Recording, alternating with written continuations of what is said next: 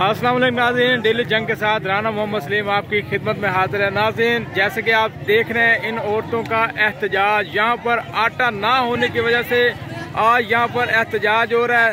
यहाँ पर लोग सरापा एहतजाज हैं, ये आप देख सकते हैं। लोगों की यहाँ पर कसीर तादाद रोड बंद करके यहाँ पर बैठ गई है। यहाँ पर आटा नहीं फरोख्त हो रहा, तो क्या हो रहा है?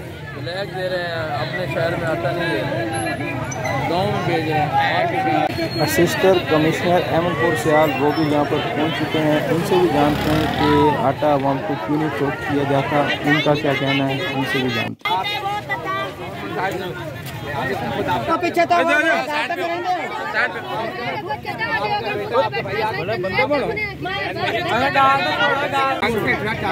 देखिए 600 बैग आपके लिए आ रहे हैं, 600 यहाँ पर डाल के लिए आ रहे हैं। 2-3 घंटे लगेगा, आप अंदर बैठे, आ रहा है। चलो